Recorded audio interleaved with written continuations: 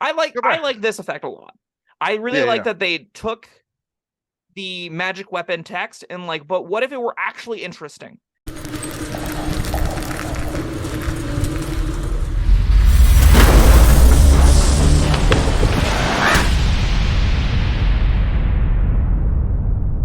Hello, friends.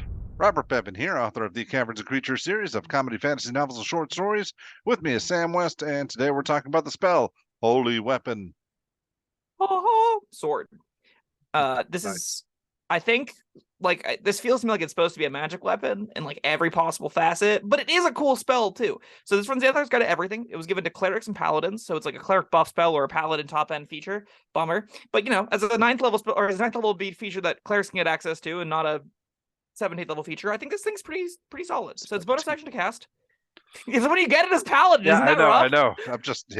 Wow. The difference there is really stark Yeah. when you like line them up against each other. So yeah, bonus action cast time, range of touch. It's got verbal somatic components, concentration up to an hour. So concentration makes it really, really, really rough on paladins. So you got a high AC at least. You imbue a weapon you touch with holy power. Until the spell ends, the weapon emits bright light in a 30-foot radius and dim light for another 30 feet up beyond that. In addition, weapon attacks made with it deal 2d8 radiant damage on hit. If the weapon isn't already a magic weapon, it becomes one for the duration. As a bonus action on your turn, you can dismiss this spell and cause the weapon to emit a burst of radiance. Each creature of your choice that you can see within 30 feet of the weapon makes a con save. On a failed save, it takes 48 radiant damage and is blinded for a minute. On a successful save, a creature takes half as much damage and isn't blinded. At the end of each of its turns, a blinded creature can make a con saving throw, ending the effect early on a success. So there's kind of like three parts to this. Yes. Bonus action, you do 2d8 damage on hit, radiant damage on hit. You get a 30-foot bright light, 30-foot dim light, and you can blow it up to blind things. The kind of three different things this thing does. It's pretty fine. Yeah, I'm less excited about the light emission, but Sure. that's I guess that's something. Normally a detriment, in fact, because now it's like, oh, look, everybody, big glowing sword.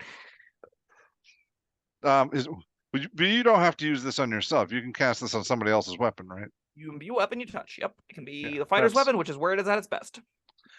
All right. Yes. Now, for concentration purposes, do you have to be hit to break the concentration, or can the wielder be hit and break concentration? Just you. So if you're the cleric putting this on your ranger's longbow and make Swift Quiver, you're concentrating on this. They're concentrating on Swift Quiver. Swift Quiver is doing the weapon. The bow is making the attack roll. So those arrows will do the 2d8 radiant damage on top of the regular hit, on top of getting a bunch of attacks around. All that works out just the way you'd want. All right. I was thinking more fighter or barbarian with a big ass sword, but yeah, the ranger Swift Quiver is also cool. I like this for the explosion value alone. I mean, I'd like to go into it, cast on somebody else's weapon, stay back, hold my concentration, and have them run into a pile of baddies, and let him do his thing for a while, see how he's doing. If the tide starts to turn, blast, everybody's blind. A genuinely neat little piece of this is like you put this on your fighter, like you said, they run in, they go under, you go, all right, guess now it's time, snap my fingers, it explodes, then we can go in and get the fighter out, right? Yeah, that's a cute little play pattern. You could wait till he goes down. That seems unnecessarily cruel. All right, yeah. Efficient, Bob. Yes.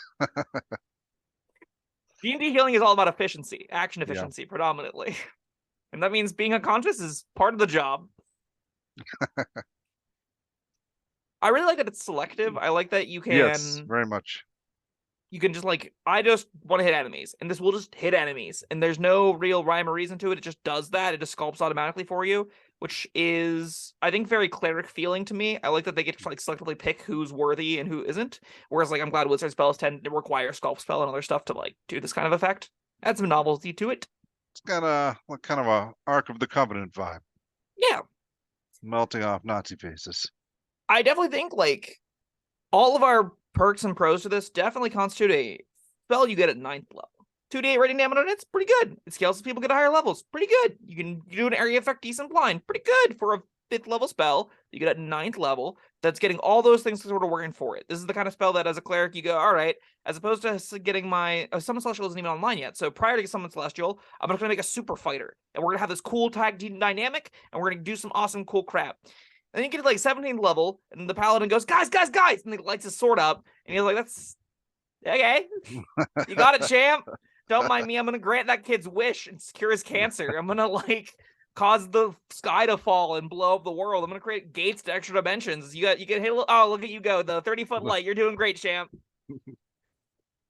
Yeah, it doesn't feel great. Yeah, it's less exciting for a paladin, certainly. My heart wants to say, it could be useful sometimes. It but is. No. It's what you take. Like, I'm taking this over Yeah. Destructive Wave 100% of the time, unless I have the specific cleric oath or paladin oath that lets me bonus action spellcast.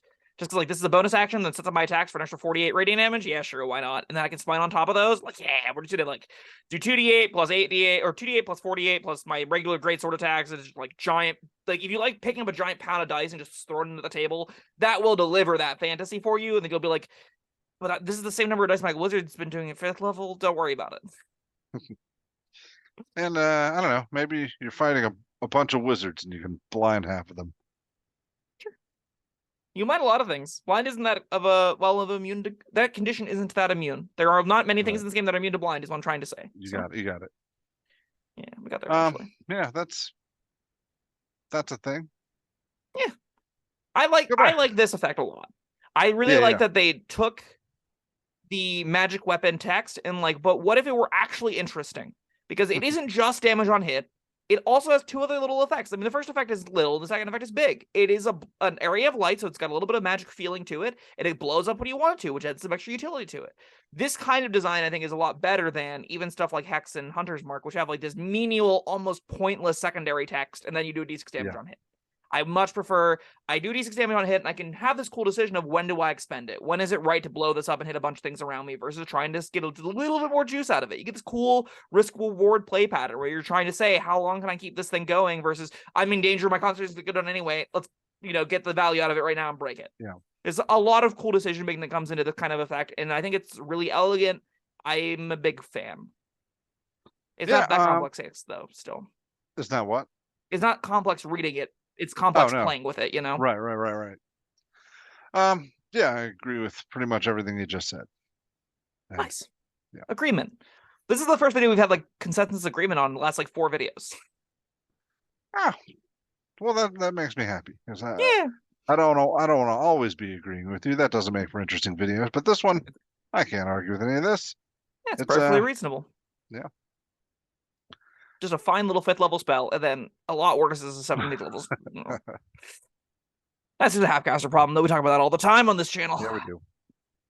I think this is a pretty solid little 3. That's probably not a 4. It's good. It's not like game-breaking good. It's fine. I'd put this on a lot of clerics. I think the versatility bumps it up to a 4. Yeah, concentration's a pretty big ask, especially if it's the moment you get like Conjure Celestial and stuff. But it's an hour of concentration. You can put it on somebody else to protect the concentration, and it's like you said, selective with the blast. It's got, and you can choose when to blast. You, like you said, risk reward. You can dole out the extra damage for a little while, and as long as you want, and then boom, release. Sure. I don't know if the impact is going to be that high. Like, I don't think the DM is ever going to be like, I have to restrain my encounter because the holy weapon's on the table. I don't think they're going to even consider it. It's going to be like, oh, the fighter does a little bit more damage now. Thumbs up. And you move right along. 18 more damage around. Blows up. The blow up is like 48 damage. That's not amazing. With the blind, that's definite 4 in my opinion. Sure. I'm splitting hairs here. I don't think it's that. It's like, oh, is it very good or is it just good? I think it's just good. You think it's very good. That's fine. Yeah. All right. Well, that was Holy Weapon. Let us know what you think down in the comments below. Thank you, Sam. Even when we're agreeing, we're disagreeing. Also, commenters, let me know if you think it's a 3 or a 4. Or do you maybe think it's better or worse? I'd also like to hear that. Anyway, sorry, Bob. Outro. No, you're fine. You're fine. You interrupted me as I was thanking you. So thank you, Sam. And thank you, everyone, for joining us. Like, subscribe for more of this fun banter. And we'll see you next time. Bye-bye.